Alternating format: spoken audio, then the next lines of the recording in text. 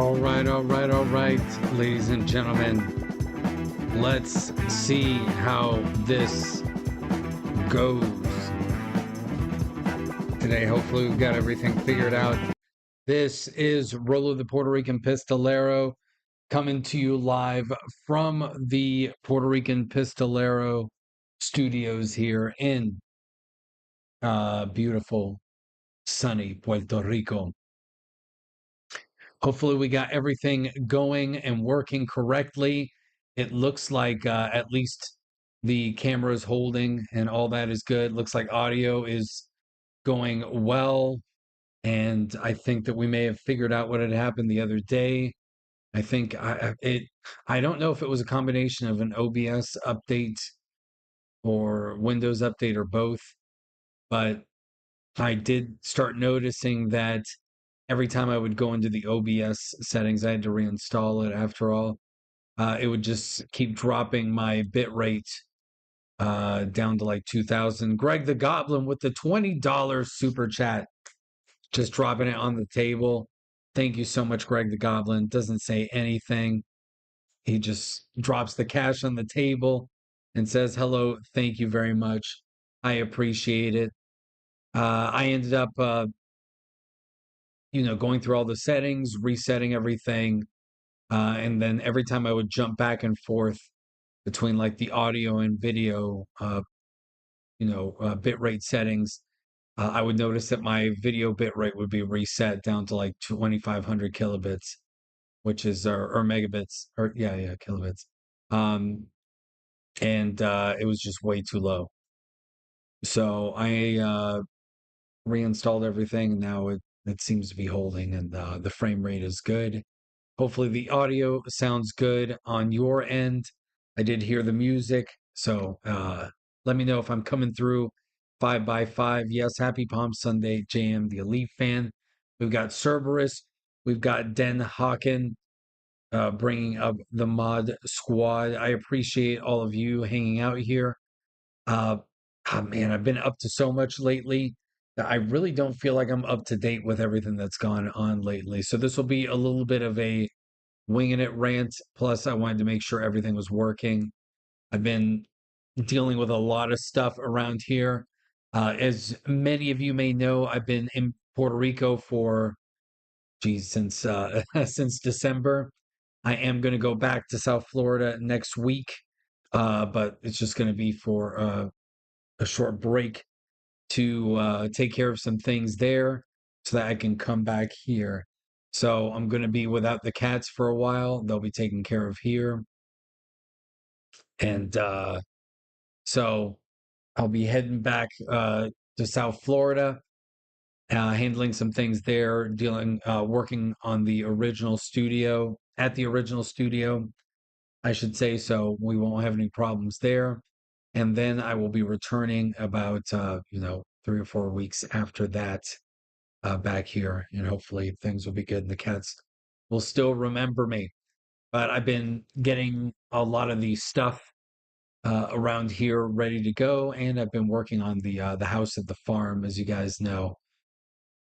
So we've been painting it. We've been I demoed the entire kitchen today uh, with the help of our family friend, and he and I just kind of went at it, unscrewed the cabinets, crowbarred them, smashed them, moved them out, pulled everything out. It's a 60-year-old house. So there are all sorts of creepers and creatures everywhere as we went along, and cabinets that were just falling apart. And it was a mess. It was my grandparents' old house. God bless or God rest their souls. They passed away a few years ago, both of them. Um, so we're trying to rehab the house, and it's been a lot of progress over the last really couple of months that we've been at it. So, and then we were doing work here at the apartment main base, and so I'll be going back home to take care of some stuff and get some things from Miami, and so I'll be hanging out with Como and Commander and some of my good old friends there. So yeah, demolition is in old houses in Puerto Rico is a lot of fun. So, because you're always dealing with concrete exterior walls, there's no sheetrock or studs or anything like that. So it's pretty straightforward. But at the same time, years of paint causes things to fuse, and wood doesn't do great in the humid environment where there's no air conditioning in a lot of these old houses. So you start getting like a dry rot and deterioration. There's creepers everywhere. I've killed multiple tarantulas. There are tarantulas in Puerto Rico. They're not super huge. They're probably like that big, maybe if they spread out. So much smaller than like what you'll find in out west or in the Amazon jungle. But still, a tarantula. It's got fangs and it'll shoot its hairs out. And it's not fun to find them in a bathroom. So I think it's a little bit of both. JM the Elite fan, like the houses are basically bunkers, so they're all solid concrete, flat roofs, and all that stuff. So it's a simple design and it's robust. And most of the houses that were built, a few decades ago, they're pretty much impervious to any sort of storm damage.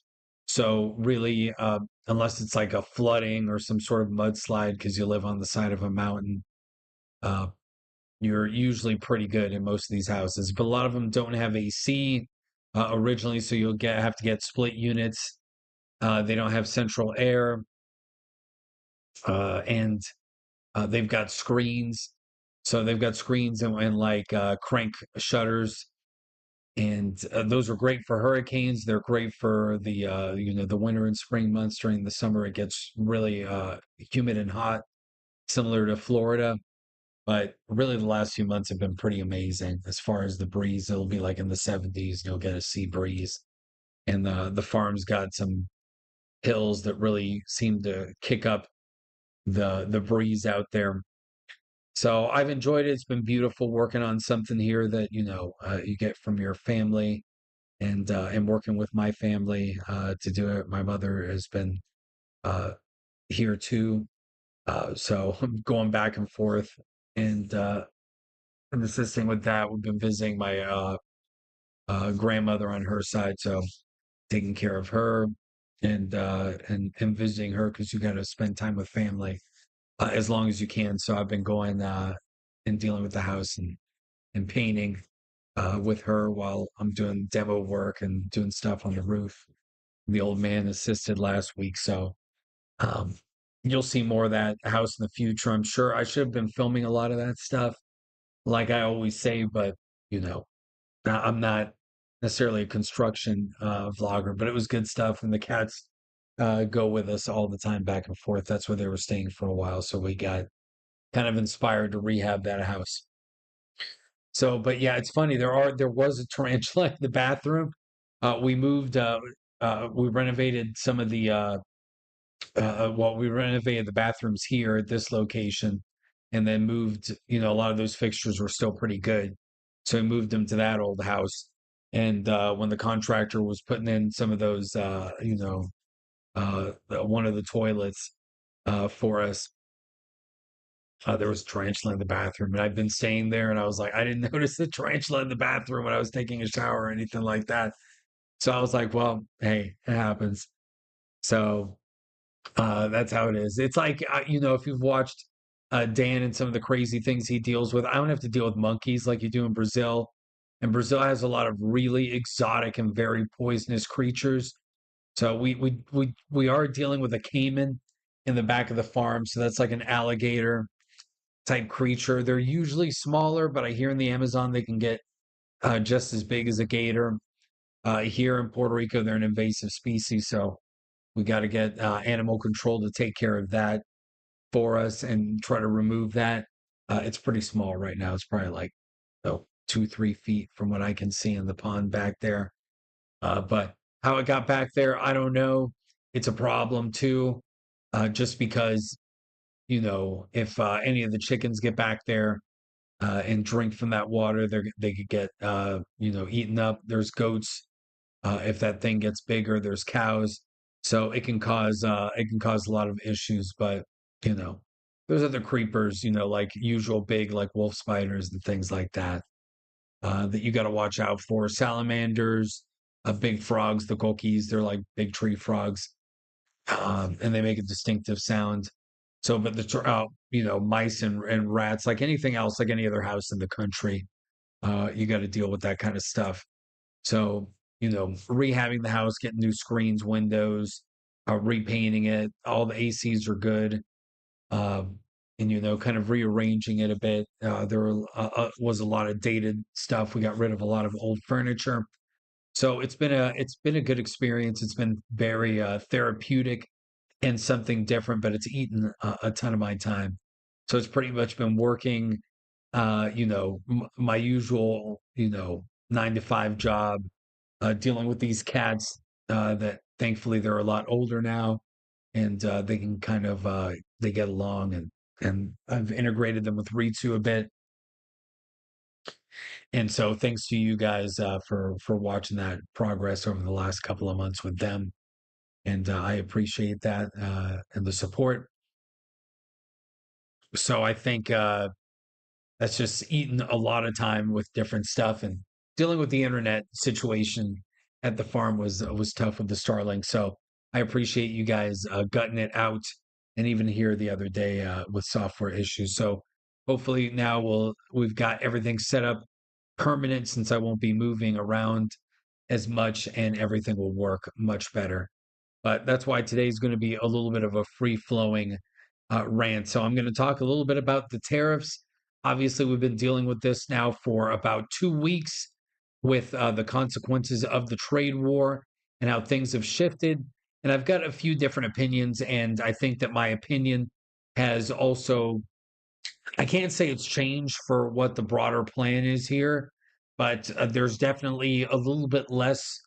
I think there's a broad plan going on here that lacks some specificity, and maybe an underestimation of some of the consequences that are going on. But I think there's a lot of different facets to what the trade war has entailed, and what's been going on triggerology, what's going on. My Puerto Rican brother from another mother out there in the great state of the not so great state of California, that we're always battling against the forces of tyranny. Take a swig there. Who knows if I was breathing in what I breathed in there? You try to wear masks and have gloves and all that stuff, but anytime you're moving, ripping apart old stuff, it's never great. So hopefully I'll survive. Oh yeah, if you're going to be in PR, well, I'm way out in the boonies, but you know, I should be around. So let me know when you're here, brother. So I am far away from the capital, but we can figure something out. And if you're going around the island, I can show you and the family some spots that are pretty cool that you should enjoy and check out.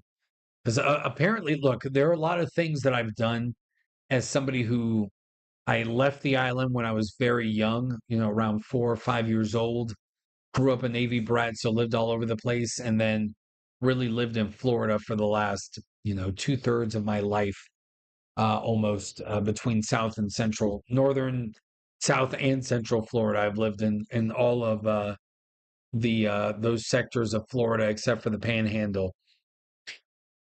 So that's pretty much been my home base forever, and I do love Florida. I love Central Florida a lot. South Florida has just become super congested, and it's always insanely hot and expensive. So I enjoyed growing up there, but I think I love Florida as a state. But I also have enjoyed the lifestyle here in Puerto Rico. Oh, that's awesome. Then that should be good. We can, yeah, let me know as time gets closer, triggerology, and we can figure something out. And and we can hang out for sure. There's a lot of awesome places, especially out off the beaten path and in the obscure parts in the south and western parts of the island. Oh, that's great. There you go. Man, 70, she's young. She is super young. Wow. But that should be awesome. So, but I've enjoyed the lifestyle here. Obviously, rescued the cats, and even though it's like anything else, right? It could be better. The infrastructure is not the best here, but the people are great. The lifestyle is amazing. The weather's awesome. We'll see. Hopefully, we don't get any hurricanes, but it's kind of like Florida. Florida got hit year after year after year. These last few years, Puerto Rico hasn't really gotten much since Maria, but Maria was pretty bad. And being an island detached from the mainland, we've got a lot of issues. And I've told you about some of Puerto Rico's issues as far as trade and some of the regulations that we've had to deal with here over the years in our Commonwealth status. And so that'll be interesting. But uh, no, it's another phase of my life, and I appreciate you guys going along. I did add a new video to the other channel, so I'll bring that up here and plug the other channel real quick. I know that I haven't posted much there. I will probably now that I'll have access to the desktop again for a few weeks, I will start editing some of these videos, but we can check it out. I believe I shared it right here. Go to the community tab or yes, there you go. So I posted this on the other channel. I can't have the music playing because that is not kosher here. Okay. Really? You're not going to capture the display? All right. Which display? You're going to capture the Odyssey. There you go. So let's make that full screen here. Yeah. So I posted some of the drone footage of Cañon Blanco, which is beautiful. It's in the interior of Puerto Rico, a place that I hadn't known about until I did a random YouTube search one day, and I was like, "Hey, show me places around Puerto Rico that a lot of people may not know about." Look at this guy; he's down here, way too small. So this is where I went with hiking with Commander and the old man a few months ago, about 2 or 3 months ago. Took the drone in and flew it around the area. Beautiful little canyon here in central Puerto Rico. Go ahead and check that out. That is on Roaming with Rolo. I will post the link right here in the chat, and you guys can go ahead and check that out. I would appreciate it. Give it a like, subscribe to that other channel. I'm going to post a lot more videos of the adventures that I have had here over the last few months, and hopefully more adventures that I have now. Yep, that's the story everywhere, right? Night Train. I mean, look at what we've uncovered here with Doge and everything like that. And I think that if we go to a lot more places throughout the U.S., we'll find a lot of that. But it's you got like $70 billion worth of debt in Puerto Rico. A lot of it is just the way that taxation worked here. It boomed and busted the economy in Puerto Rico a lot. It was a very educated populace, but once a lot of those tax breaks broke away, NAFTA caused a lot of issues, just like it did in the mainland U.S., with a lot of factory jobs moving offshoring to Central and South America. So it's kind of the same story as everywhere else. All that tax revenue dried up. Sugar cane became the prominent crop here, but the agricultural land here is some of the best in the world. So having one crop and having all that go away with sugar production really shifting to Florida and other countries, it completely tanked everything. So that's pretty much kind of the of a short story here. And then also bad bonds, a lot of Wall Street shenanigans. It's like a microcosm for what's happened in the greater United States, and that's usually how it is, isn't it? That you start seeing local issues and how they permeate, and then you can see how that eventually gets up to the federal government level. So I think that's a lot of what we see here on a smaller scale. but on a more easily seen scale since you've got a very isolated and an easy to observe uh, example here in Puerto Rico. So yeah, it's interesting that I Puerto Rico have cartel crime and related issues. I think it's like anything else. It's like any other state. I would compare it to like Florida or the border states like Texas. Now, obviously, the Coast Guard is very active here. Oh yeah, I mean, there's crime like everywhere else. There's gang crime and all that stuff. There's a lot of illegals that try to come from the Dominican Republic. It's obviously not that far to the west. I see, Coast Guard, Border Patrol, and the National Guard choppers and planes flying by here along the coast all the time. About a year ago, we had a bunch of illegals just come ashore on the cliffs below nearby, and some of them died because it's pretty rocky against the cliffs. And we had a big bust a couple of months ago with the Coast Guard on the west coast of the island. So there's a lot of that pretty active, like you'd see pretty much anywhere else. So I don't know if there's organized like the South American cartels, that kind of thing, but there's going to be local gangs, there's going to be local drugs, and then obviously smuggling and trafficking that's going to come from Dominican Republic. I'm sure that on the south side of the island near Ponce, or Ponce, as we would say, you may get more coming from South America as well. But it's pretty active. I see choppers all the time, pretty much every day, going up and down the coast. There's a big Coast Guard station on the north west side of the island in Aguadilla, and that used to be a massive Air Force base during the Cold War. And there used to be a lot of military bases here in Puerto Rico, but now it's really a Coast Guard patrols mostly. Pirates, you will see there is a lot of evidence of piracy in Puerto Rico. In fact, very close by. If you see some of my videos of local explorations along, the coast, I've been to like a ruins of a rum runner like warehouse and gone through there, so you can check that out.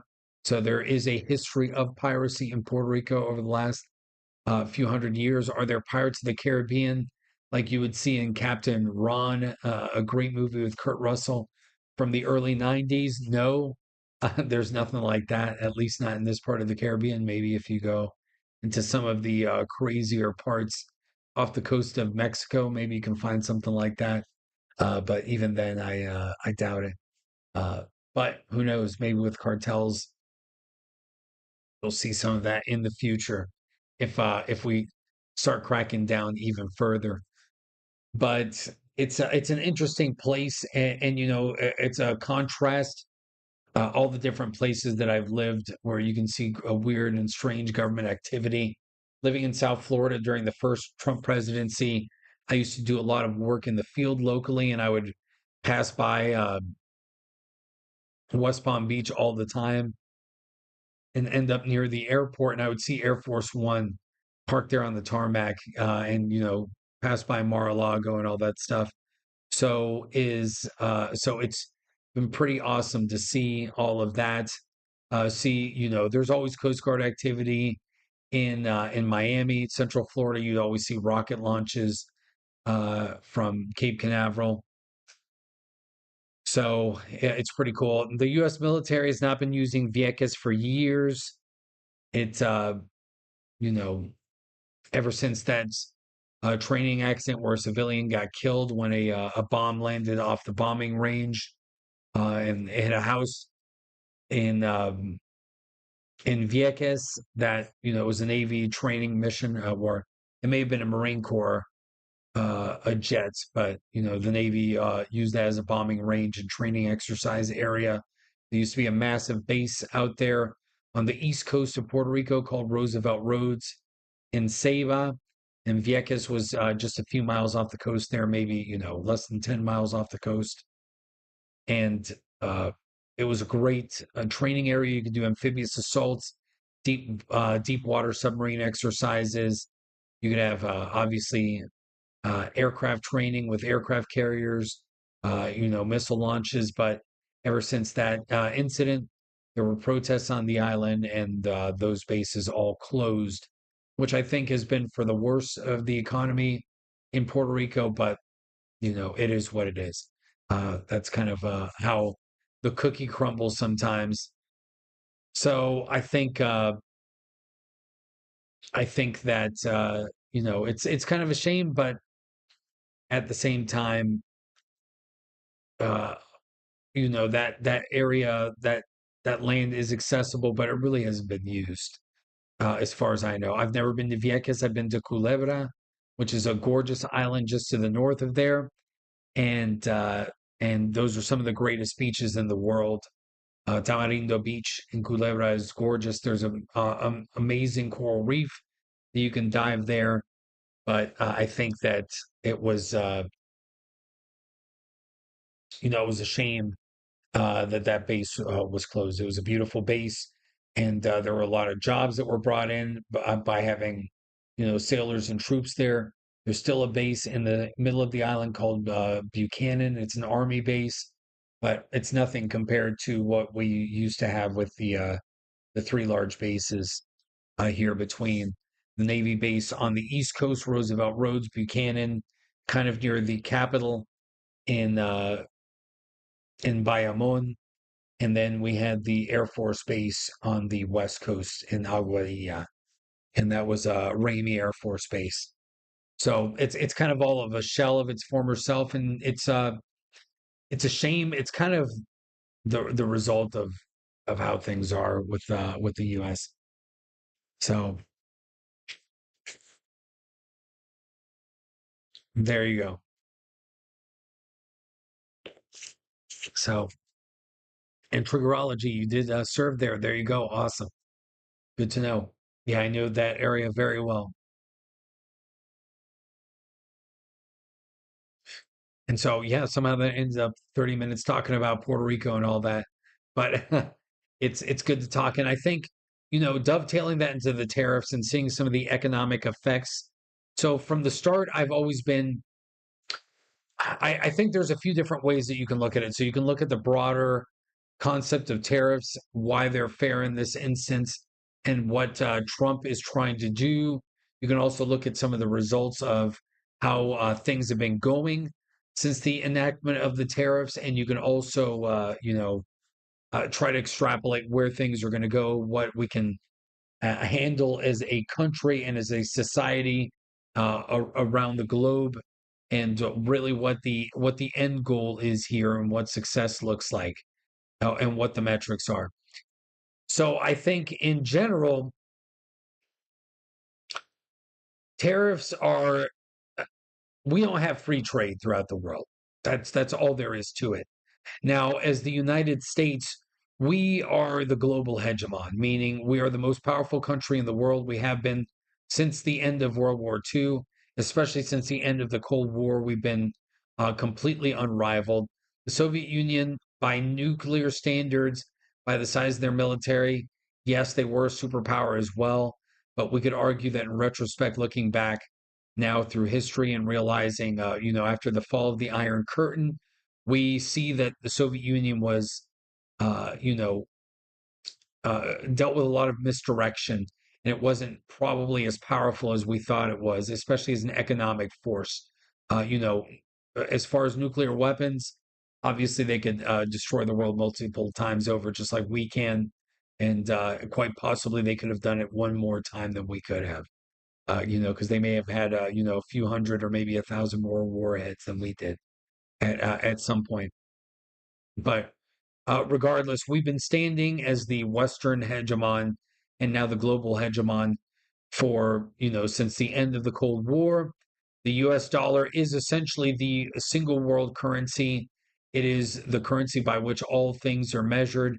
And because global trade runs off of the US dollar, that means that we need to keep the US dollar at a certain level.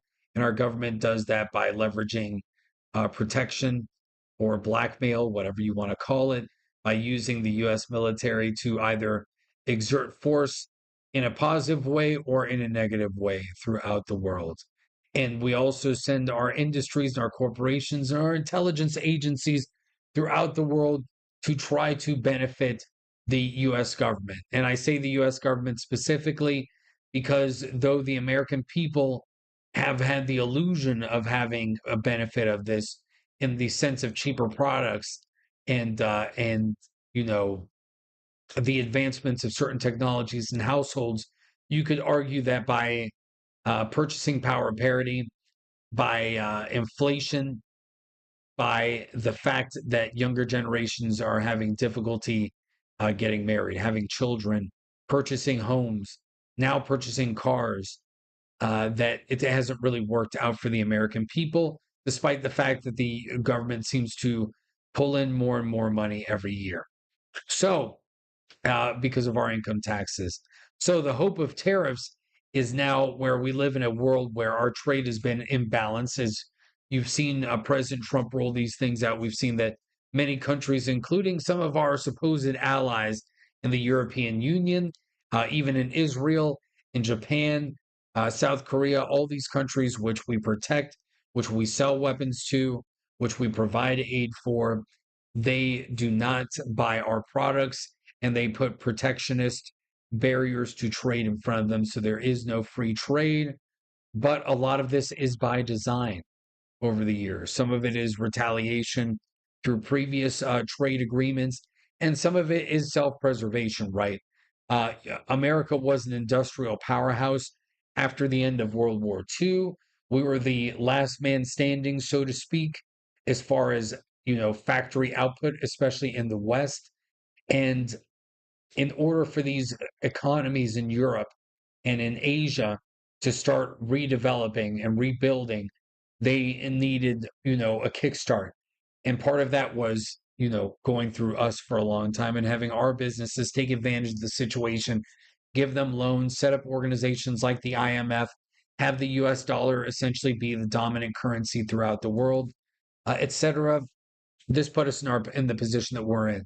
So it's not as if the U.S. hasn't had some sort of benefit from a power perspective, but again, there's been a gap between how we've seen that benefit uh, at the government and the elite levels of major corporations, the military-industrial complex, and what we've seen in the middle class. And we've seen that there's been peace throughout the world, at least as far as uh,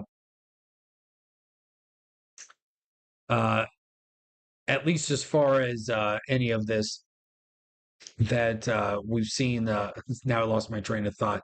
Vietnam was one of the first. Second was Israel. The biggest issue is against China, of course. So, throughout the years, obviously, we benefited through a lot of this. Our businesses have benefited from it, but the American people have not. And the offshoring has been a distraction.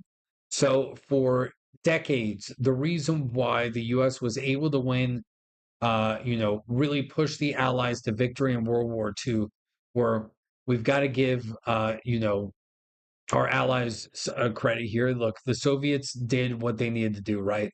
They had a meat grinder.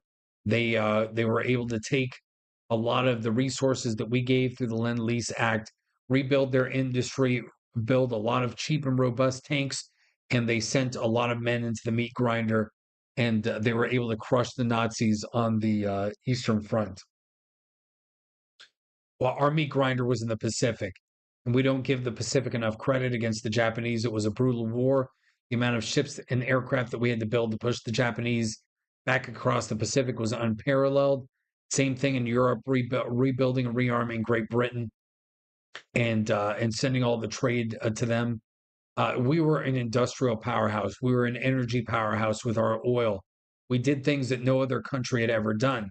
And then we took all of that capability, all of those resources, and because we wanted to shift our economy over more from a blue collar to a white collar or service based economy, and we wanted cheaper goods as technology advanced, people started getting radios, TVs everywhere, cars.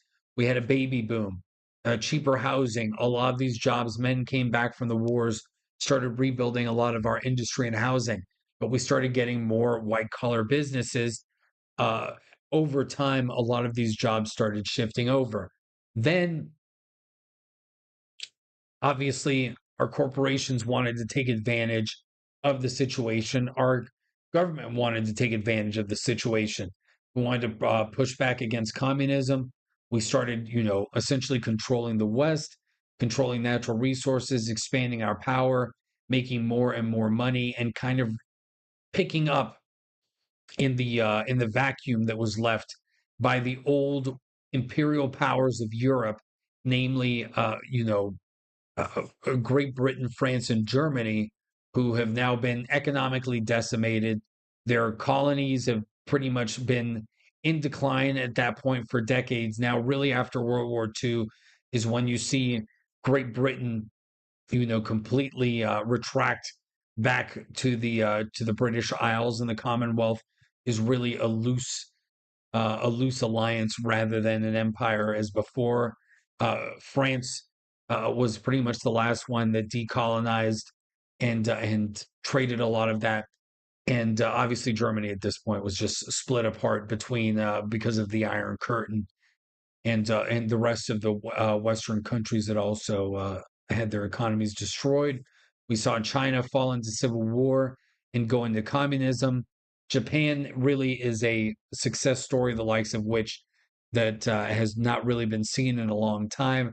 How they were able to flip from a feudalistic imperial society, reindustrialize, completely change their culture, accept the constitution that we had written for them, and then become a technological and economic powerhouse up until the 1980s, when we started seeing the rise of China, thanks to Richard Nixon's horrible foreign policy that was short sighted in trying to pit communist China and the Soviet Union against each other because of a spat between, I believe it was Khrushchev and Mao, and try to drive a wedge into that relationship and think, well, we can get the two communist countries to hate each other. We'll use this to our advantage, and we'll open up trade with China, which was horrendous, horrendous, horrendous, horrendous. So it is interesting to see how that has now come to bite us in the butt, and how we have again we've tried to deindustrialize our countries to try to increase our standards of living, but now we've taken away our ability to build things, to tap into our own natural resources, especially being the United States of America, which, when you think about it, we are the most OP country in the entire world. And I'm not just saying it because of where we are now, economic and militarily. It is, we are geographically OP. We have access to the two largest oceans in the world, with dozens of major ports uh, on either coast. We have a massive navigable river in the Mississippi River that goes pretty much all the way from the north to the south of the center of our country, giving us shipping access all along the way. We have massive freshwater resources within the Great Lakes that gives us access to Canada as well. We have Mexico and Canada, which are pretty stable neighbors, and we only have two of them that we have to deal with. We have different natural resources and geography. We're rich in minerals. We're rich in natural gas and oil. We're rich in agriculture, whether it comes to fruits, vegetables, wheat, all of that good stuff.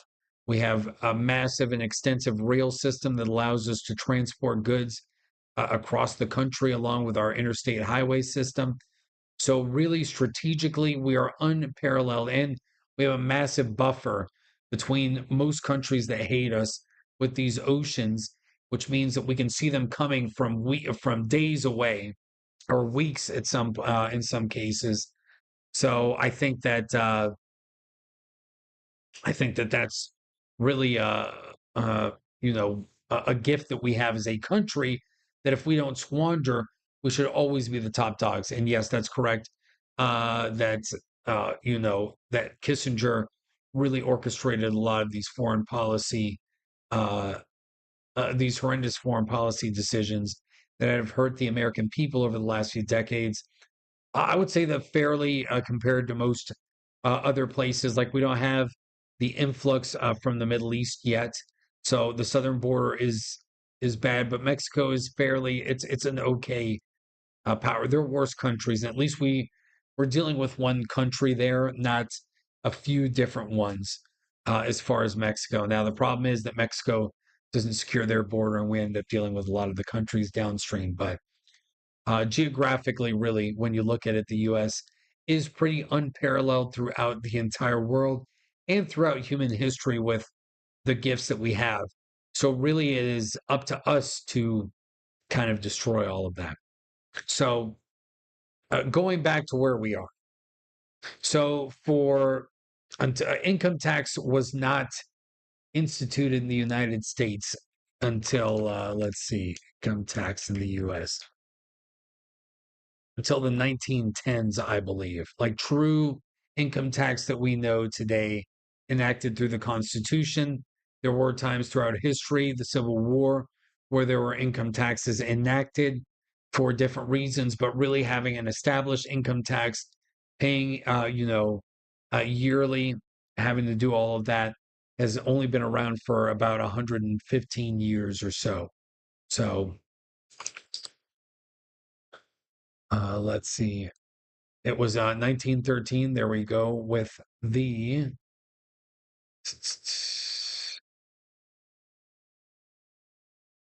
Yep, there we go. 16th Amendment to the Constitution, which is terrible. Let's see. Let's check out the original one here. It will live in infamy in 1913. So,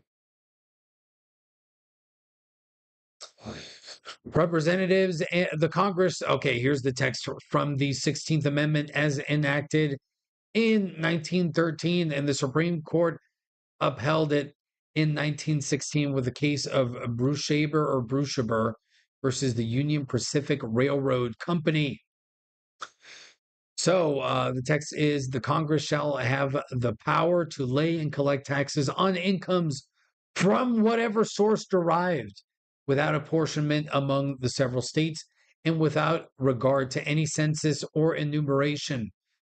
Article 1, Section 2, Clause 3 also says representatives and direct taxes shall be apportioned among the several states, which may be included within this union according to their respective numbers.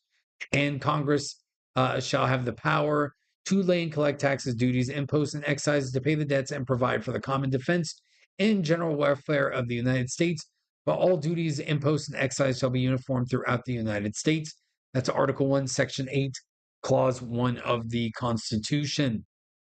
So, yes, unfortunately, it's been there, but as income tax exists, it was in the 16th Amendment in 1913. So, it really sucks. It really sucks. Jekyll Island and all of that, and we're talking about that was the establishment of the Fed. What else? There are a few other meetings. We also have when gold was taken by FDR. Let's see. That was the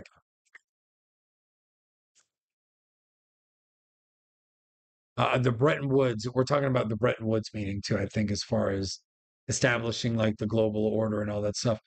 In 1933, President FDR signed the Executive Order 6102, which required all individuals to deliver their gold coin, gold bullion, and gold certificates to the Federal Reserve by May 1st, 1933, in exchange for $20.67 per troy ounce of gold. That was at the time. This order was made under the authority of the Trading with the Enemy Act of 1917, as amended by the Emergency Banking Relief Act in March 1933. The order was controversial, with critics arguing that it was a flagrant violation of the promises made in the Gold Standard Act of 1900. In May 1933, the administration further weakened the link to gold by giving the president the power to reduce the gold content of the dollar by as much as 50% and to back the dollar with silver instead of gold.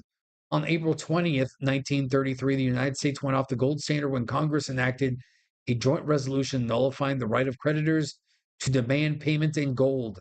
By May 10th, the government had taken in $300 million of gold coin and $400 million in gold certificates.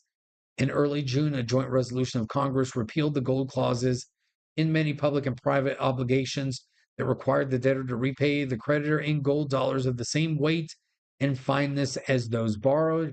The Gold Reserve Act of January 30th, 1934 required all gold and gold certificates held by the Federal Reserve to be surrendered and vested in the sole title of the United States Department of the Treasury.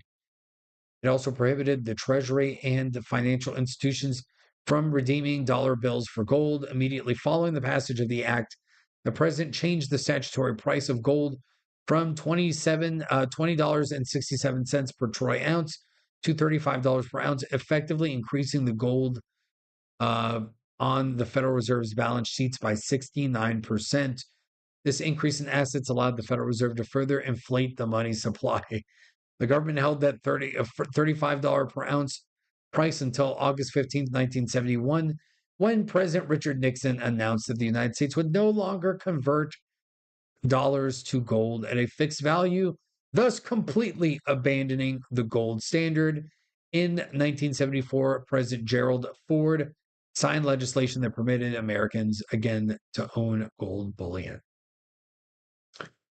So there you go. There is a lot of crazy stuff that happened with gold. So the government has been up to shenanigans forever. But going back to tariffs. So tariffs really existed during the Gilded Age of the late 1800s and early 1900s in the United States. So really it wasn't a time before income tax. And that is how the federal government was able to make more money to function. It was also a much smaller federal government than we have today. So I know that President Trump's motivation primarily for the tariffs really was to try to push back against the war on drugs with the cartels and fentanyl invading this country, and to push back against the Chinese as well. So the broader picture here, if we want to look at it, is to try to isolate China on the world stage. So I think originally with Trump 1.0, we saw the minor trade war with China. A lot of those tariffs remained in place, and it was effective from the negotiating standpoint with uh, with the United States and China. But I think that now we've seen how the fentanyl epidemic has killed tens and hundreds of thousands of Americans, how that is being used against us, and how China has been positioning itself to become the new hegemon and to dethrone the United States economically and militarily, and how they have flagrantly gone against free trade, the World Trade Organization, and other international standards and norms by stealing patents, by stealing IPs, through spying and sabotage throughout the entire world, manipulating their currency, manipulating their internal economy, and lying about COVID-19, its origins, and crashing the global economy. The chickens have come home to roost. We know that many of our politicians have gotten paid and they're being, corrupted by China. We've seen this happen in the European Union as well. And the time for this has to end. So the initial salvo of going after every country that has tariffs on us was meant to shock the system. I don't think that originally people realized that that's what was going to happen. Is there a bit of an art of the deal there? Is there a bit of 4D chess? I think that we can argue that sometimes Trump does seem to know what he's doing more than even many of us that are his supporters seem to believe sometimes. He seems to slip on the banana peel and land right side up every time, as I've heard people say. And I think that this could be one of those cases. But I also think some of the knee-jerk reactions, some of the disharmony in the messaging between, President Trump and some of his, really trade commissioners and members of the cabinet have shown that there is a little bit of shooting from the hip here as well. That he's not 100% sure what some of the reactions will be, and some of the standards are changing, and there's a bit of a hardball business play here. So I think that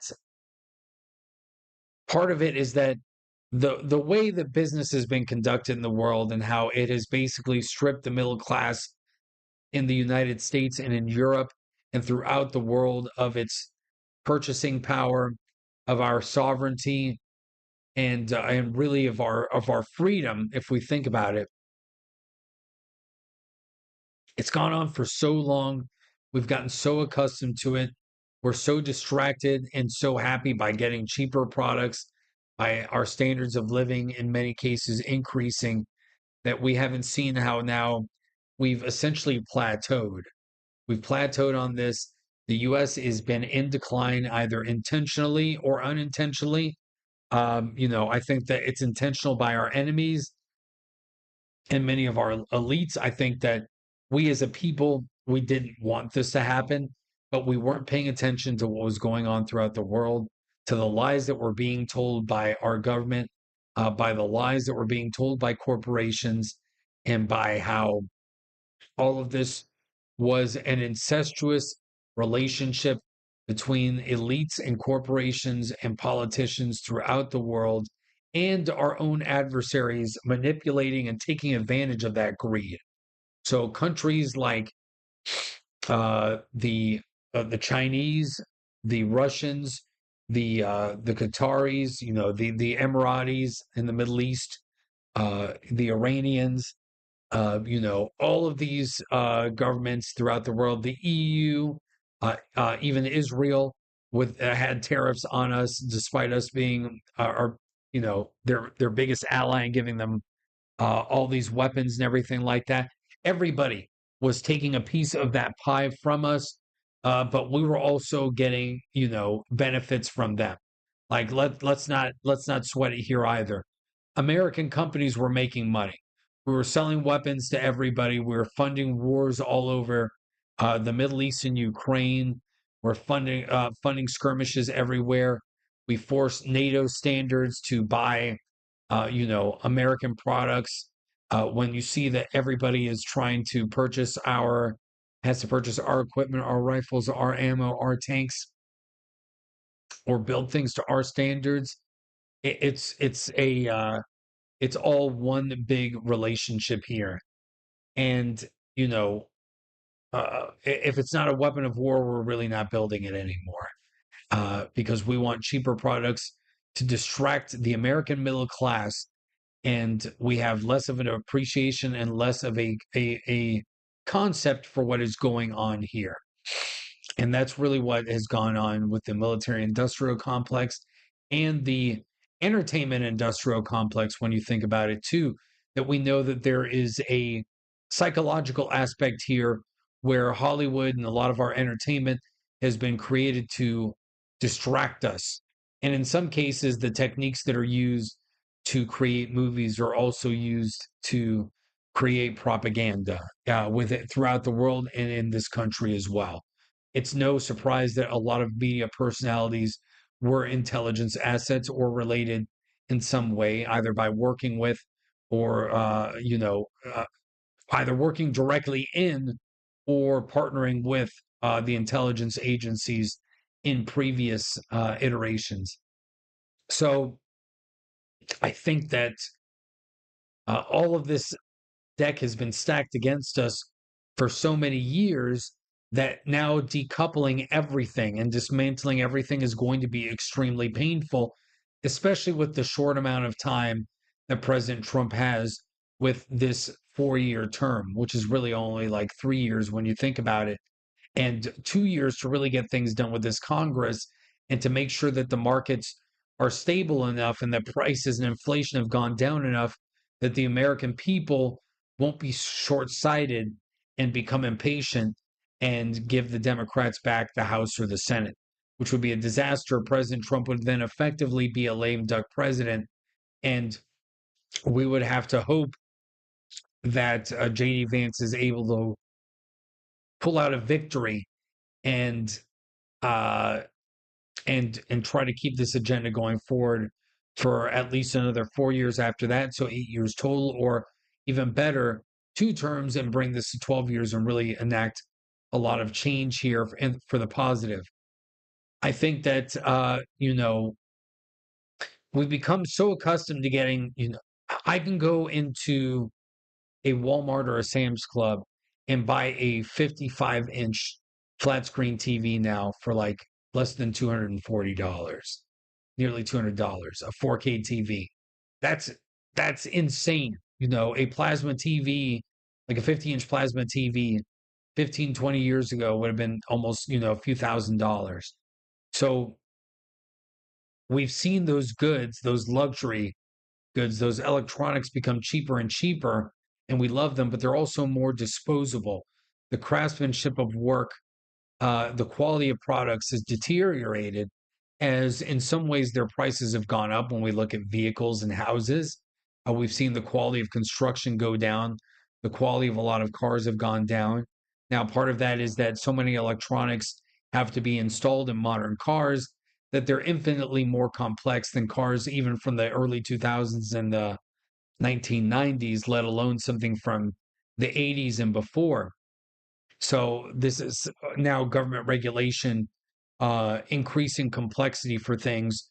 Better safety is fine, but now every car has touch screens, all these massive things, radar, cruise control, uh, massive airbag safety features, and all this stuff, auto driving. So that's a lot of equipment that is going to double the price of a car in some cases, versus like a stick shift old school pickup truck that's got a bench seat that's sits like 2 or 3 people, and it's like a rear wheel drive, V6 or V8, with nothing special, no turbo or anything like that, and you just got a radio. So I think that a lot of that is inherent, but regardless, regulations, tariffs, all these things have been taxes against the American people. We have a lot of free trade with these countries, but they don't buy our products. They are protecting their economies. Now it is time for the US economy to protect itself. And we do need to have a paradigm shift here in the US, because we always look for constant growth, growth, growth, growth, everything for the shareholders. We don't care about providing good products for our consumers anymore, and quality that lasts a long time. So we need better craftsmanship. It used to be that people would have to save months or years to have to buy a car or even a TV or things like that. We've become spoiled when it comes to those things. I understand now in the modern world, you have to have a phone. Well, you have to have internet access, so computers and smartphones are probably essential for modern society, but I think that we've seen a saturation of the market for a lot of products. If some of the prices need to increase, then we need to buy some of these things less. Everything is about an obsession of buying more and more and more, consuming more and more and more, and building that economy. I get it. We are a capitalist society. We have to do that, but not at the cost of giving bad. See, we've gone in the wrong direction when it comes to this stuff, because it always used to be about providing a quality product for the consumer, something that they can appreciate and that is worth buying for them. But now it is about manipulating the message, manipulating through marketing the product, and delivering products that do not actually are not as advertised. We see that a lot in the video game space. That's probably one of the most notorious industries where we see things like that. And we see it, I think nowadays in the electronic space a lot of times, over promising, under delivering, planned obsolescence, and lowered quality all around the board. And meanwhile, purchasing power is decreasing. So if getting a higher quality product means it's going to be more expensive, means that we can't upgrade as often, that's fine. I would rather have a higher quality product at this point that can last me a longer amount of time. I feel like cell phones, especially, have gotten to the level where they are so good and they can do so much that I would rather have a phone that I can replace its battery easily and expand its memory. Now we've got the newer high-speed SD cards that are almost as fast as real solid state drives. Uh, that even the Nintendo Switch 2 is going to require those new SD cards. We can expand memory, we can do battery life, all of this stuff. So we need to build higher quality products instead of creating shoddy products so that we can have reoccurring revenue all the time. And this isn't anti-capitalistic. This is being pro-consumer and pro-worker too, because you want to have jobs that people take pride in, that require that skill to be able to uh, build by human hands. A lot of these jobs are going to go away, especially if you can industrialize everything and build cheap, shoddy products. Machines are going to be able to build them very easily. So we want to maintain that level of craftsmanship uh, and quality. We don't have that anymore. We've offshored all these jobs to third world countries with unskilled labor or automated everything, commoditized everything, and now we're paying the price for that. So it is going to require a paradigm shift, not only in the way that business is done, the way that government regulates, the way that we as consumers look at things, but we have to push back against it too because now with marketing the way that it is being so psychologically aware, AI marketing now being here in the modern era, we are going to be dealing with a lot more of this onslaught economically. So as consumers, we do have to demand better, higher quality products, especially if we're going to be paying more for them. That's going to be the price here. But we also have to resist the allure of snake oil salesmen and advertising that is going to use technology that we've never seen before in ways that are going to affect people in ways that they've never been affected. So this has been a huge roundabout way of saying that this is all going to require a change, a decoupling of our economies. If we want to start onshoring American jobs, bringing back factory jobs to this country, first of all, Americans need to get used to working in factories. Factories aren't the way that they used to be. Obviously, we're not talking about, uh, you know, these horrible industrial waste sites of the 1900s. If you're working in a mine or, maybe making steel, that's a tough job. Making glass, all that stuff, that can be tough. But a lot of these other jobs, high technology, building cars, electronics, it's a clean environment. It's totally different. But Americans need to see those as good and respectable jobs. I think that in the modern era, we've looked down on blue collar jobs, on the trades. That is something that we need to change. We've idolized, what is it? Celebrities, athletes, lawyers, doctors, engineers. Those are jobs that are all very important. They pay very well, but they are not what keeps the country running and what builds our economy. We need to appreciate those blue collar jobs, the skills, the trades, working with our hands, people being able to figure out and do things. And we can still work with a lot of the technologies that are coming down the pipeline. So I think that uh, we need to be prepared for whichever way this goes. Now, as a society, as Americans, are we prepared to give up some of those conveniences? Are we too spoiled now with technology? And now, especially with the way that social media gives us instant gratification, instantaneous communication throughout the world, are we willing as Americans to lose access to some of this cheap technology for a while and not only lose access to it, but live in a world where we see that other countries, namely in Asia, may have a lot of this technology for a while because that's where it's manufactured. And for years, we may not have easy access to it or access to it at a cheap level. We're going to be able to stomach that. Can the Chinese economy last longer? So that's kind of the game that we're playing here. We know that China's economy is fake and it's built on a house of cards. At the same time, they have an authoritarian regime and a people that are not able to stand up to them. Now, if they have a massive collapse or something like that economically, their food supplies are cut off, that may be a different story. But we saw how they were able to push their lockdowns during COVID, how they were able to cover a lot of things up. It could be that hundreds of thousands, millions of people died in China alone, maybe even tens of millions. We don't know about,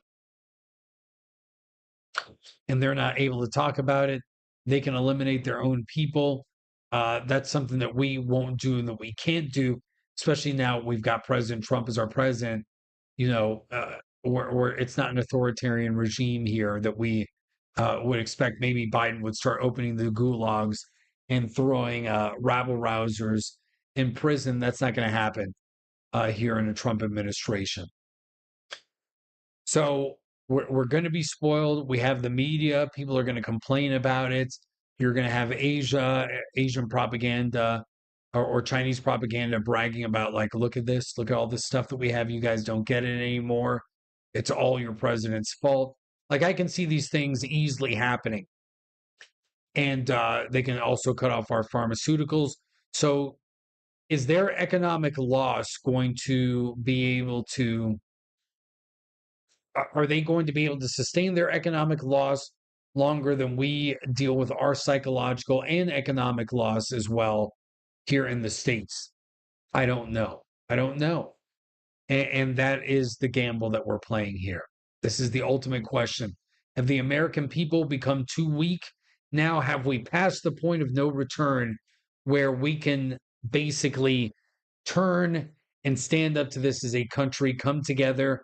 Or are we so fractured politically and spoiled as a society that we will wave the white flag because we need TikTok, we need our cheap electronics, and that's it. We want video games, we want drugs, we want toys, and we want it all cheap, and we don't want to work hard in factories to build them. We'll have the factories use labor at slave wages somewhere else, and that's okay, even though we're going to buy new things every year, and all this crap that we're buying is going to fall apart. It makes us feel good because these amazing marketing departments and all these great corporations tell us that we've got to do this. All of the influencers on the internet tell us that we need to own these things all the time because they're reviewing them all the time, and all these channels and all these industries, everything relies on this because we're a completely consumer based culture that doesn't care about quality products anymore. We only care about new product. That's it. We just care about new product. We don't care about sustaining old products. We don't care about improving old products. We don't care about repairing things ourselves. We don't care about knowing how to maintain things so that we can keep them throughout generations. It's like, no, I want the newest thing. And just because it's new, it's always better. That's what I've always been told. And that's pretty much where we're at. And that's where a society of people who are lazy, unaware, and lack morality ends up. And that's where we are. So we're fighting against 100 years of governments and elites taking advantage of us psychologically, and our own gluttony as a society, and falling for the psychological warfare of modern marketing, modern propaganda, and social media. That's exactly what we're doing. And the feedback loop makes us feel good, right? Like, we love it. Like, the Galaxy S2500 is going to come out this year, or the RTX 10,070 or 10,990 is going to come out, and you've got to get it. And it's going to be, we're going to charge 20% more for a 5% better product, and you're going to buy it and you're going to feel good about it, because if you don't, this dude on the internet is going to make fun of you and call you poor, and you won't be able to game at those three more frames per second that will allow you to win and be awesome and become an amazing streamer or whatever it is that you're doing, right? You know, insert another product here. You're going to have a fear of missing out. You're not going to be cool. You're going to be a loser because you don't have the newest thing, or you're going to be poor because you can't buy the best. And that's how we are. So, I think night train where you see the differences in European roads like the Autobahn. I think the Autobahn like uses double the amount of asphalt and it's reinforced so it doesn't break apart as much. So I think that there's a con between construction companies, sometimes contractors making inferior quality roads, so that there's always road construction perpetually instead of spending maybe a little bit more. And that's how it is. A lot of things are planned obsolescence, right? And when you have a government too that incentivizes through contracts, if you don't spend your entire budget and then, have all these departments buy bullshit like let's get everyone massage chairs and all this stuff at the end of the year, instead of saying, hey, guess what? We didn't use like this last $3 million this year. Awesome. Let's go back to pay the deficit. You'll get the same budget this year. You could do something a little bit creative, right? Where you don't take away that money. You say, okay, here's inflation. We go up with inflation. You can keep the budget plus inflation. If after this year too, it shows that again you're under budget, then we can use that to pay back the deficit. Or we just keep it at this level, right? Plus inflation every year, maintain the budget. If you do actually need more money for whatever reason, because you're going to have a value added project, or maybe something has to be fixed. If it's a public works kind of thing, then that's fine. Military wars happen. Maybe you do need to have more money allocated for war, etc. That's fine. But I think that we've succumbed to our own greed, and this is the flaw of humanity, right? It's not necessarily a flaw of capitalism, and I think this is where sometimes we as conservatives get too afraid. You can admit that human flaws make things bad, right? This is why no system works. No economic system works perfectly. No form of government works perfectly because humans are fallen creatures. We're greedy and selfish. We're lazy a lot of times. Uh, you know, Whether you go in the spiritual sense or you go from the laws of physics, an object at rest wants to stay at rest. Our very atoms want to find a level of stability. We're always trying to find a level where the least amount of work can be accomplished with the most gain. That's it. That's how everything works. It even goes down to a predator hunting in the jungle. If I don't have to get hurt chasing the antelope, then I'm going to find an easier way to do things, right? So as humans, instead of chasing that animal, trying to jump on it and choke it to death, I'm going to throw rocks. Or hey, I can throw a pointy stick and poke it from afar, or throw the pointy stick and get it. Hey, if I take this hair and make it really tight, and I take a piece of wood and I bend it, and I take other sticks with pointy rocks at the end of them, I can shoot them at animals, and that's even better. And that's even less work. Now I can shoot the animal from afar. I don't have to get hurt.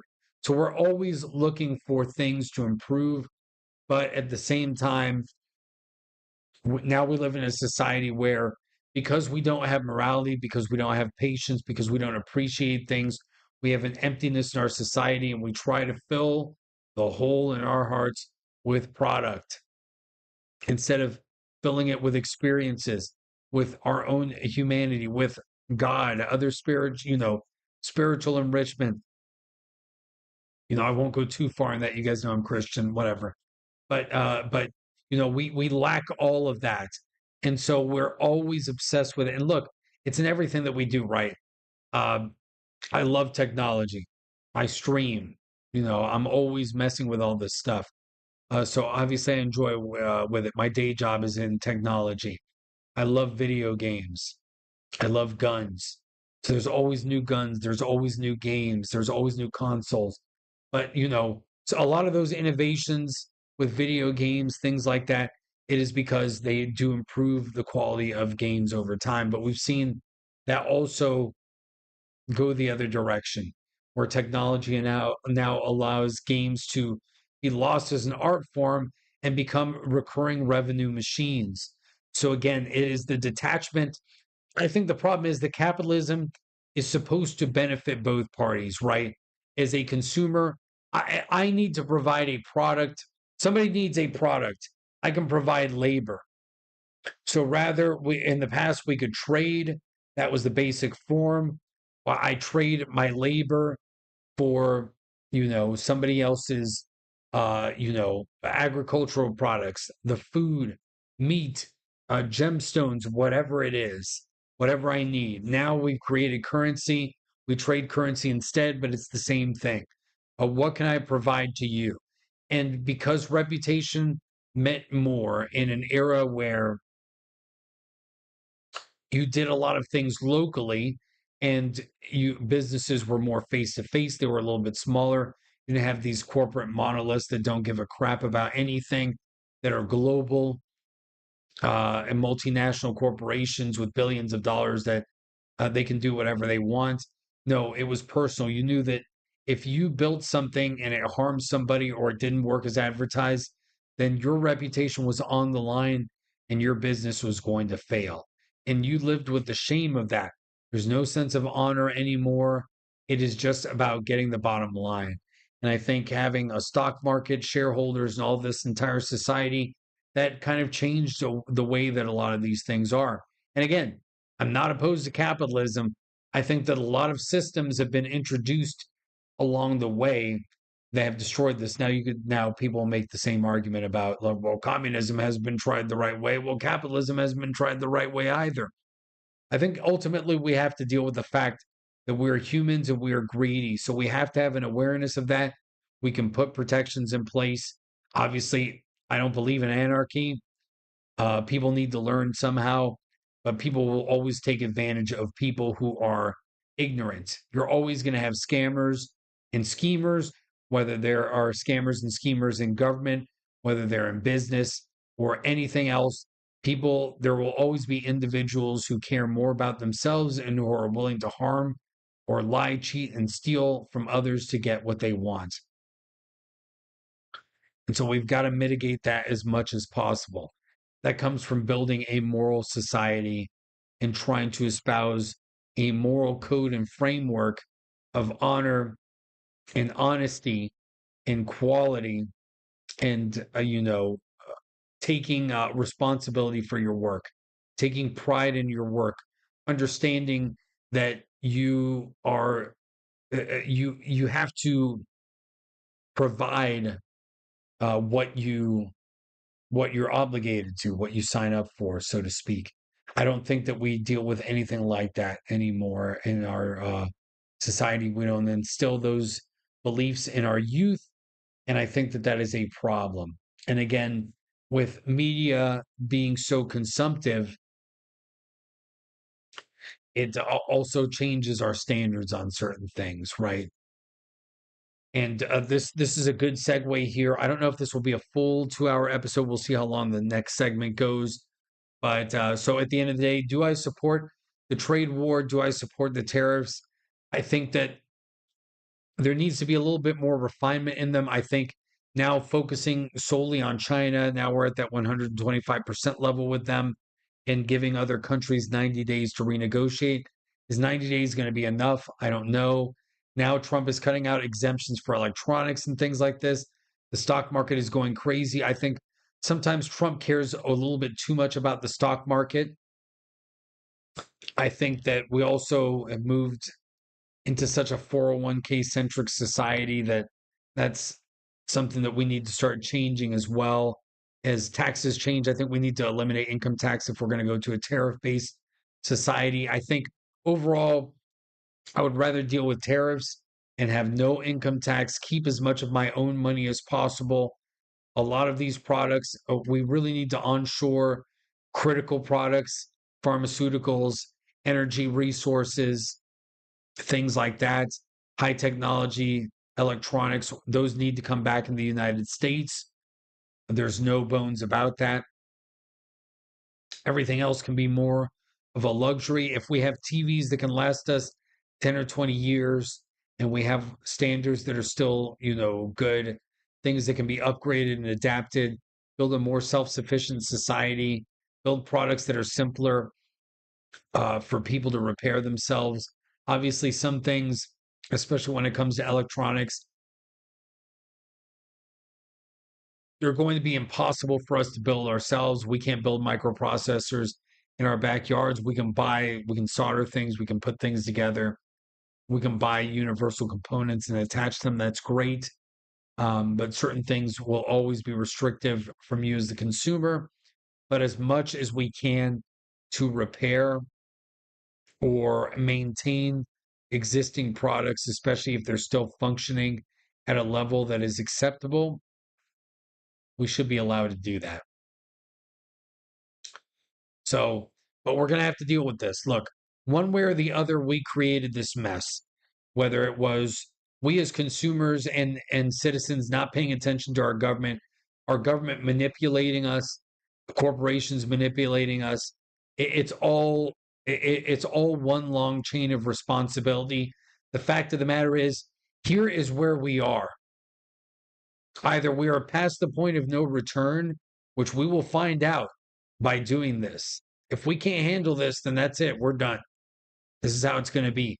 We will always be enslaved by our own greed and by other masters, be they our government, our corporations, or other countries that can give us cheaper products, as long as they can wave something shiny in our faces that does cool stuff and manipulate our behavior into accepting inferior products and inferior ways of living, standards like living in a pod and eating the bugs. As long as we can be manipulated like the frog that is in the water being boiled, that's it. It's done. We're going to end up in the matrix at some point. I'll catch you later. I'll be in the gulags. Some of you will be stuck in VR pods, and that's where your kids are going to be. And then somebody's going to have to become Neo, Morpheus, and Trinity, and they're going to have to fight the machines or the overlords at that time. And we'll see how that goes. And it's going to be terrible. Or we face some of the consequences here, which is going to be more expensive prices for a while, an unstable economy. If you're planning on retiring, I feel bad for you. This will not be a great time to retire. If you're younger, don't worry about the stock market and checking all that stuff. Hang on, that money didn't exist for you anyway. Uh, just keep on trucking and be grateful. Have some gratitude for what you've got. Those of us that are in the positions that we're in. I have a computer here. I've got two screens, I've got a microphone, internet. I live in a place that some people would consider, if it wasn't part of the US, it would be like a third world country in some cases, but we got running water, I got electricity, I've got these electronics, I've got high speed internet, either by fiber optic or by satellite if I need to. A lot of you guys are watching me on TVs, on phones, on computers, things that would have been unheard of to purchase even 20, 30, 40 years ago by individuals. So we have gained a lot, and we're not going to lose a lot of that technology. We've reached a level now where internet access is more important than anything else, even whether how fast your computer is, all this stuff. So if we have to wait a little bit longer to buy things, that's just the way that it's going to be. But we should demand higher quality products if we are going to pay higher prices too. And that means bringing them back and taking pride in our work. So now this segues to talking about the Nintendo Switch, which has been the controversy in gaming for the last couple of weeks. And it's amazing how we have an intersection between the political landscape and the gaming landscape here. And this is kind of a story that I've been waiting for. I, you know, Nintendo's kind of been a microcosm of everything that's been going on, and a perfect example of what's been going on here. And not just dealing with geopolitical a geopolitical issue, striking an entertainment corporation and striking a hobby for many of us, but also kind of highlighting corporate greed and but also how we look at things as consumers as well, right? So the original Nintendo Switch came out in 2017. I believe, yeah, almost 8 years ago exactly. It came out in March of 2017. At the time, I you know, I was enamored by the concept. The Wii U was a disaster. Nintendo was coming off the greatest loss in its history as a corporation. A lot of people thought that they weren't going to be able to make a comeback. And here they come with the Switch, a new handheld that is also capable of being used as a traditional television connected console. It's got motion controls. It's got all that stuff.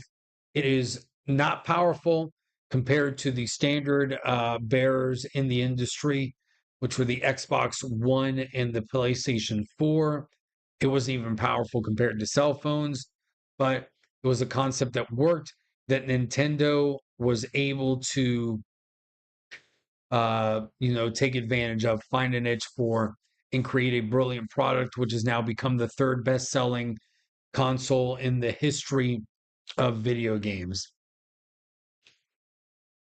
So we've been clamoring and waiting for a successor for the Nintendo Switch here for years.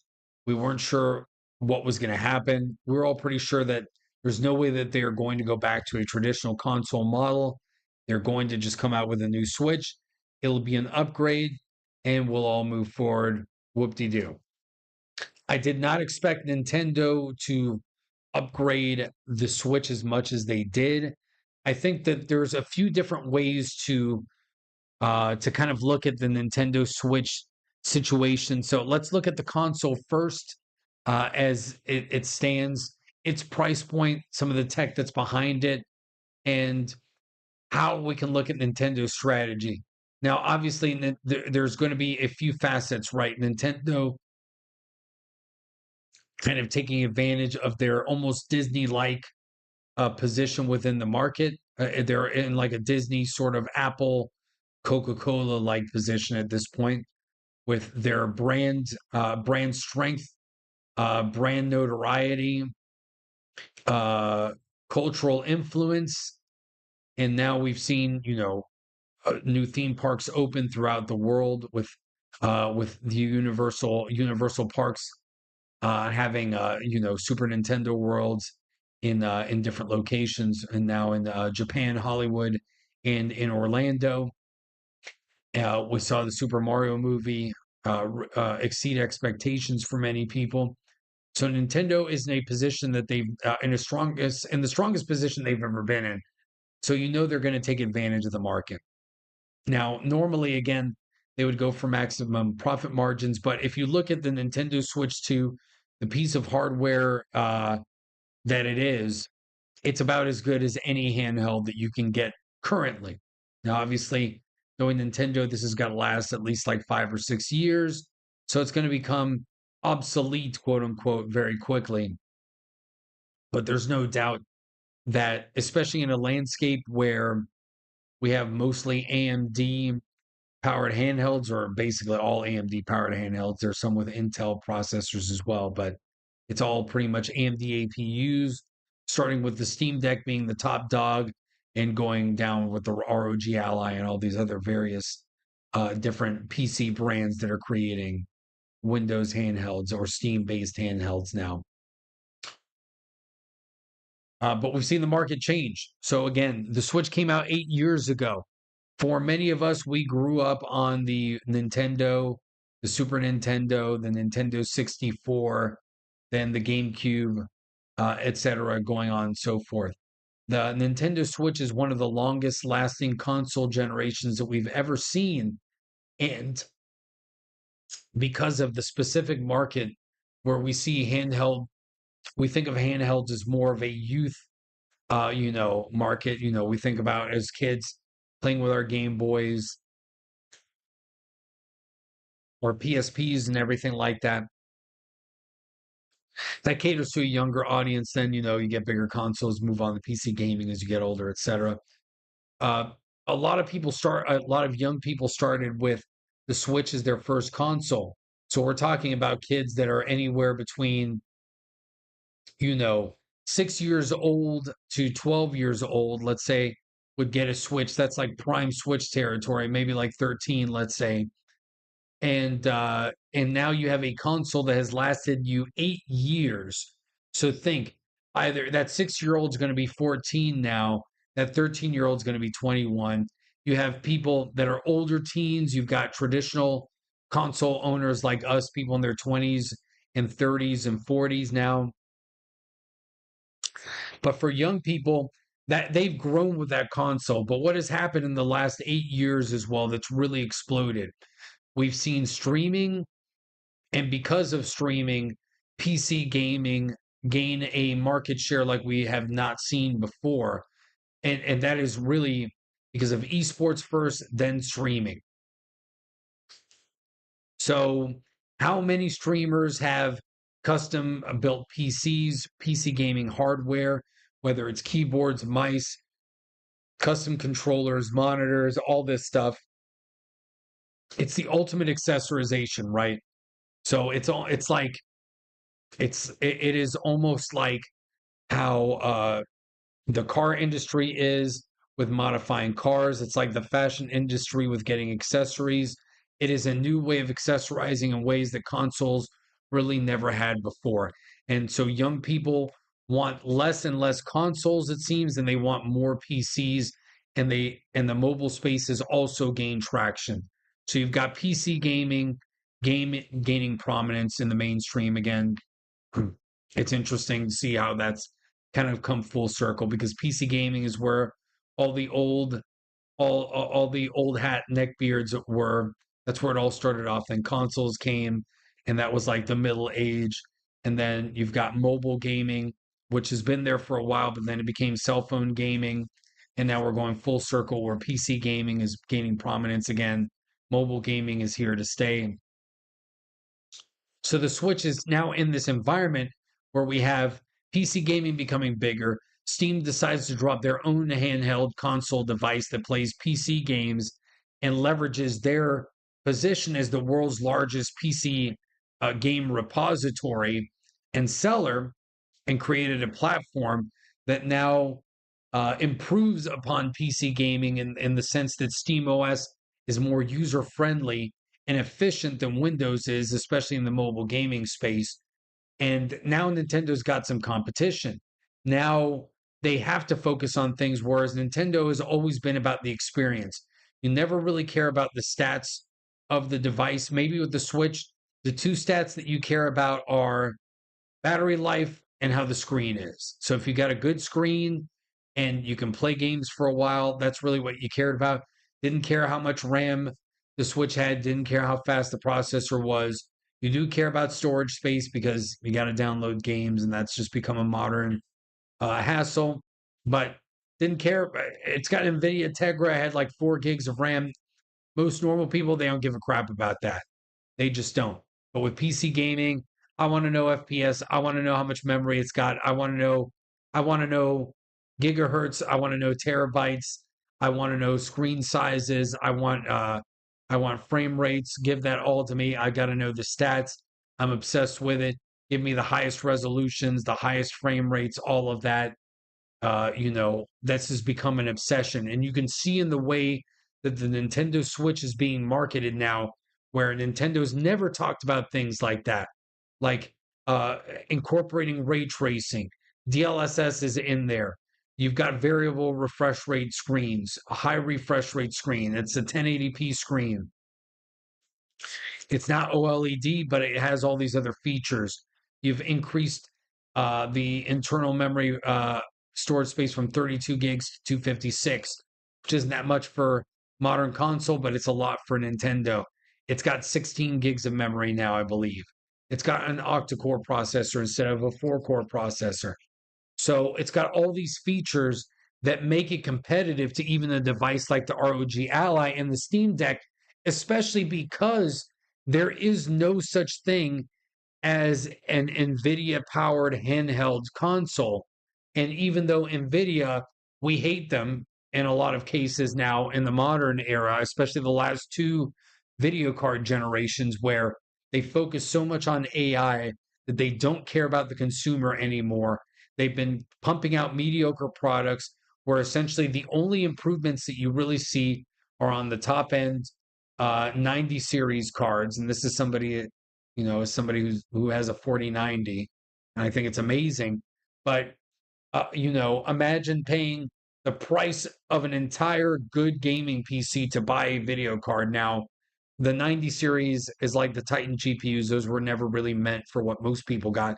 Most people got a 70 or 80 series, and those were the bomb. I had a 1070, and that lasted up until like the 4000 era for me, essentially. Some people were really lucky and they had a freaking 1080 Ti, which is probably the GOAT of all video cards.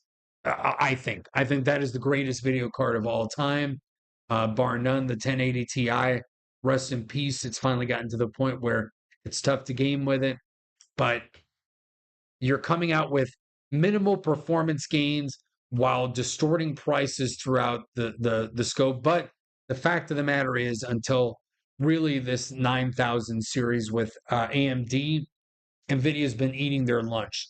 And when it comes to AI upscaling, DLSS has been superior to FSR, which is what AMD uses. Now it looks like FSR 4.0. Now, for some of my listeners here that only listen to me for politics or Second Amendment stuff, a lot of this is going to be over your head. But, again, I'm a tech nerd, I'm a gamer, and I used to do this on some pretty big shows back in the day. So this is kind of what I was known for a little bit. So uh you've got this technology. Nintendo comes out with the Switch 2. It's a full $150 more than the original Switch. I believe the Switch launch was it for $299, I think, at the time. I don't remember if it was $299 or $350. But a significant chunk of change more. But whereas the Nintendo Switch was a device that was middle of the road, even when it came to mobile devices at the time, let alone you can't compare a mobile console to a full console or a gaming PC. The Switch 2 now comes as probably higher to the top end of mobile devices as far as feature set, the only NVIDIA device. So you get access to DLSS and better ray tracing. So it should technically perform better than some of these other devices, especially because you're not going to have Windows and all this other crap on top of it. SteamOS is good, but you're getting a premium product for $450 that has a lot of the features of something like this, which is an ROG Ally. And this will set you back like $650, and it's probably not going to play some of these games as good as the Switch. And the battery life on this is pretty horrendous, but it is an awesome device. I will say that. If you can tweak things on it, I want to put SteamOS on it. This will probably an upgraded version of this will probably end up being the Xbox branded handheld that we may see at the end of the year. So that's another thing that we're seeing that's very interesting. Now we're seeing Xbox jumping into the game. Steam is already in here. So Nintendo had to come out with a high quality product. So let's review some of the things that outside of greed, and corporate profits that Nintendo had to do with. One, they had to deal with a user base that has now grown up with this console, a full 8 years. So a literal generation here, really, when you think about it, of growth. You have people that were kids when they started playing with Switch. Now they've got jobs. Now they have higher expectations for things. They've grown up in the PC space. They've grown up in an era where the Steam Deck exists. They've got to come out with a product that is now more for the hardcore gamer. And so that is why they focus on some of the stats. That's why the prices had to go up. $450. Okay, we got that. I think a lot of people are okay with the Switch being $450, especially when you understand what you're getting out of it. I think the bigger issue is going to be is the price of the games. And I think just the timing with everything with the tariffs and all of that. And And the funny part is that Nintendo anticipated some of this, and they shifted a lot of their manufacturing base from China to Vietnam. And I think about 800,000 to a million Switches were manufactured in Vietnam, Switch 2s, to be sent for the US. So then the trade war happened, and Vietnam got hit with tariffs too. They came back to the table. Hopefully, that will be no longer be a case there. But I think that's been an issue. The price of software has been an issue. I think, again, this goes back to the quality of a product, right? I think, and this is now where Nintendo's kind of leveraging their position.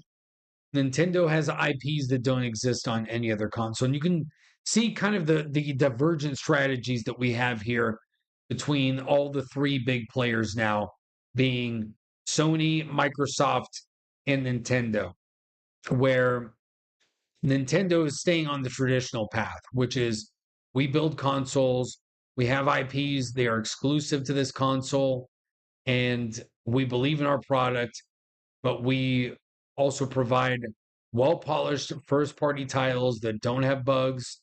That typically we include the DLC. Now that's changed with the expansion packs and all this stuff, so that's a problem. But typically with Nintendo, you know you're going to get a high quality polished product that is not going to come out very often. So this is a game that you will be able to play for years and years to come. Potentially even between console generations.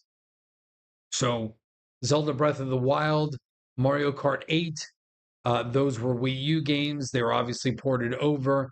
They became some of the best Nintendo Switch games. Now the Switch 2 is getting some of those ported over. This is where the controversy starts. $80 games. Now, is Mario Kart World Tour worth $80? Maybe it is. With the way inflation has worked, with the way that things are, the cost of games, the fact that you're getting that Nintendo seal, maybe Mario Kart World Tour is worth that. I think that most people will get it as the bundle. I think Nintendo's pushing that because they want to boost those numbers up eventually and say, here's Mario Kart 8 or Mario Kart World Tour, greatest selling Switch 2 game ever. And it's because it's going to be packaged with most Switch 2s that people buy because you're going to get it for $50 as the digital download on the with the console bundle itself. So I think the problem is that we've seen the quality of games shift. So this is going to be a gamble for Nintendo because Nintendo's kind of admitted that they're going to have a sliding scale of games here. And we've seen it with the new Donkey Kong game. We see it with Mario Kart. Donkey Kong is 70, Mario Kart's 80. If you want physical copies, they may be more expensive. Some physical copies will just be a physical, basically license key rather than a download code. At least Nintendo's kind of being honest about it.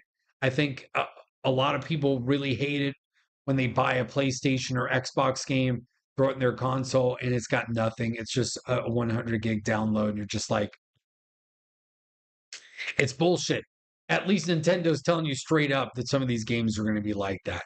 I think the largest Nintendo Switch 2 cartridge is going to be 64 gigs. Pretty impressive that CD Projekt Red was able to fit all of Cyberpunk 2077 on it with all the patch updates, all the DLC on that cartridge. But you'll still have to buy the expansions for Breath of the Wild, and it's going to cost you like $80. So these software prices are going to be an issue. I think Nintendo knows, with Nintendo too, they've got you by the balls because first party Nintendo titles do not go on sale more than like $10, or it'll be like a bundle during Black Friday or a holiday season where they'll throw Mario Kart or Mario Odyssey or something like that in package with the console. They'll have a Pokemon edition or something to that extent.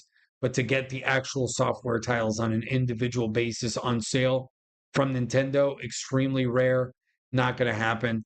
And this is again where now Nintendo's brand is going to be tested. So they're taking a risk, right? They have a more expensive console. Maybe their margins are a little bit higher because even though it is good technology. It's still not the best. So they're, this is I believe it's an 8 nanometer chip. A lot of video chips or APUs and GPUs are down to like 4 nanometer now. So it could have been even more power efficient and even more powerful. Nintendo went with a chip that's been around for a little bit, but it's still pretty good.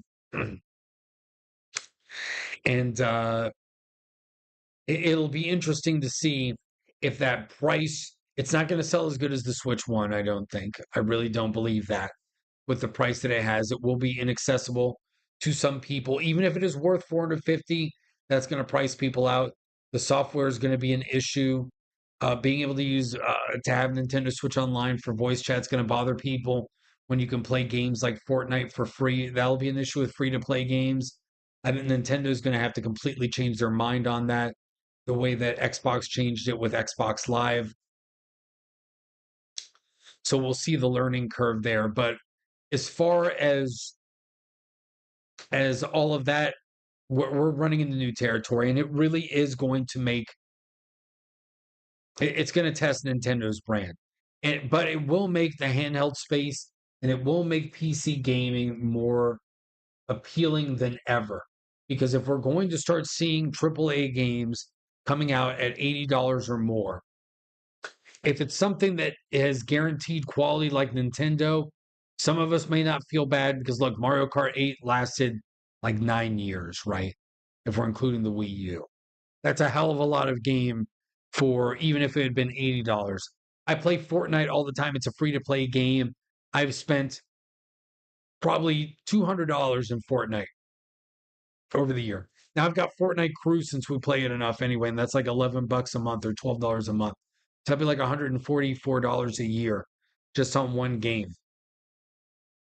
So depending on what you spend your money on in games, if you buy DLC or cosmetics, you may already be spending more money on that stuff.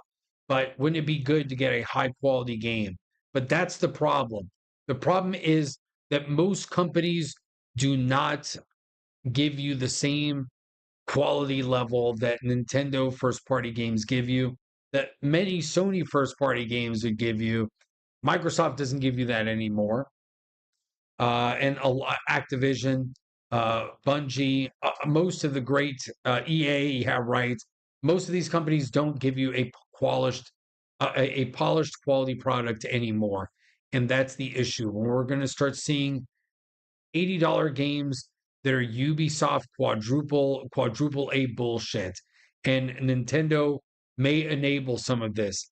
However, the PC gaming space, the Steam Deck, and devices like that are what will be the rescue here.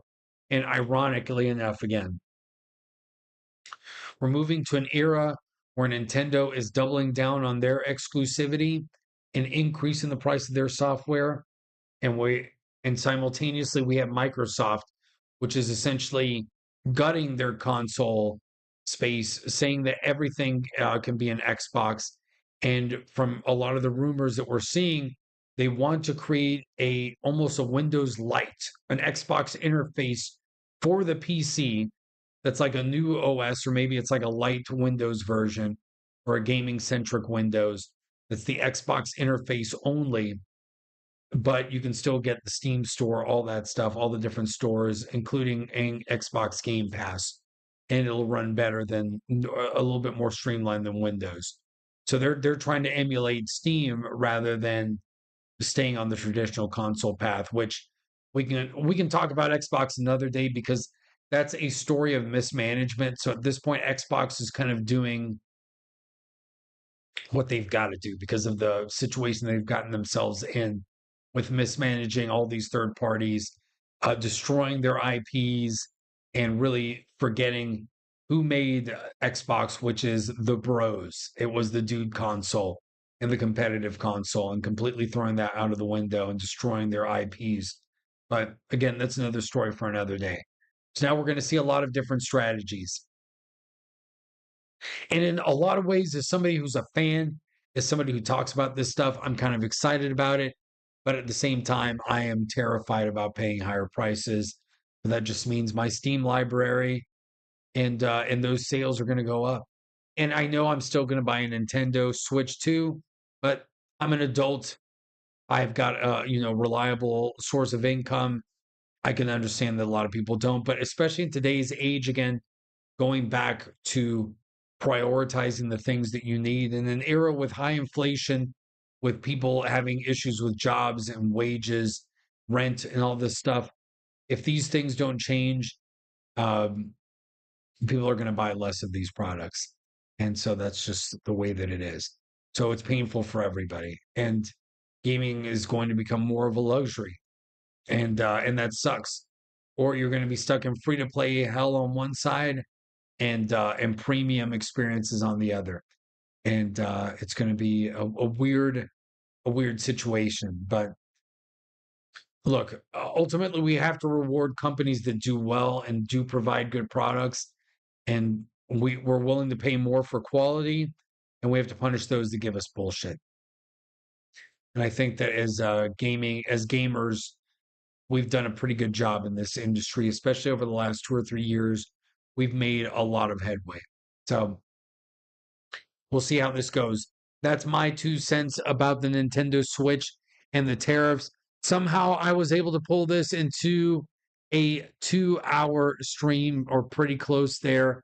That is awesome. I'm exhausted. I was destroying stuff with crowbars and sledgehammers today, dealing with all sorts of creepy critters in that kitchen.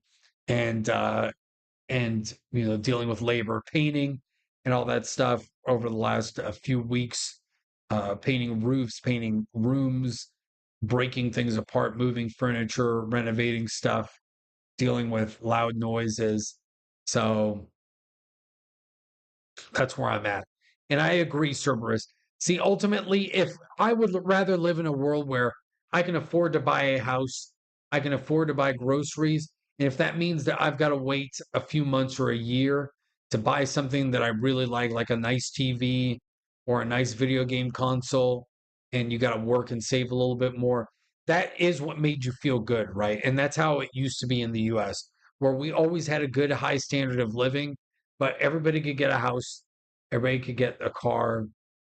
Those are the things that you really needed to survive in your food. And you had your independence, and then you saved up, and then you got to buy really nice things or go on nice trips. Once a year you can make that big purchase. Now it's just like everything. Credit cards are another huge problem. They have to do with this. These are consumer spending tendencies. It really has to do with its psychology, a lot of it. And I think that there's a lot of it. Propaganda is a great book to read. I forgot what the author is. You'll have to look it up. It explains marketing and all of this. But anybody that's taken a marketing class, I know I've taken one, but a lot of people that have gone further down in business and marketing, some of my friends have said it makes them feel sick. It does, because you can see the psychological manipulation that goes behind it, and there's a little bit of immorality when it comes to selling nowadays, or at least a lot of the tactics. So I think that's a big problem. But that's neither here nor there. Thank you, everybody, for joining me on episode 31 of Rolo's Rants. It seems like the stream worked out well.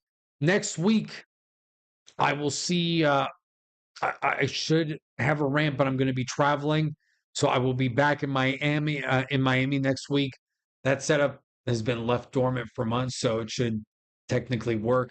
But I'm sure that PC is going to have a million updates. So I'll have updates. I'll check out the setup there, make sure everything works. The gaming stream I may do on Thursday because I'm technically going to be leaving late Friday night. So I'll let you guys know I do owe you one, because Friday, obviously, we couldn't have Fortnite. So I'll see when I have one during the week. I want to continue Atom Fall as well. So stay tuned for that. Thank you, everybody, for sticking around here and having patience. And hopefully, after this traveling, I will be in South Florida for about a month. So everything will be stable there for a few weeks before we come back. But this setup is going to stay here pretty much permanently, or at least until I'm gone. And then I'll bring some things that will enhance it uh, when I'm here back in Puerto Rico for who knows how long. So, all right, everybody, thank you so much. Good night. God bless you. God bless America. Like the video, subscribe to the channel, share it out there. We're going to get some clips during the week, like I always do, of the rants. Those shorts do very well. So share those when they come out. Spread the word. I see that OBS now has Kick integration. So for this week's gaming stream, I am willing to try Kick again. And when I'm back in South Florida, we'll get Rumble going again. Hopefully, we can upgrade the internet here too eventually, and we'll run on 3 platforms, which is what I've always wanted to do, especially for the gaming stuff. And that'd be great. So, and be sure to check out Roaming with Rolo, my other channel as well. Have a good night, everybody, and take care. Thank you all.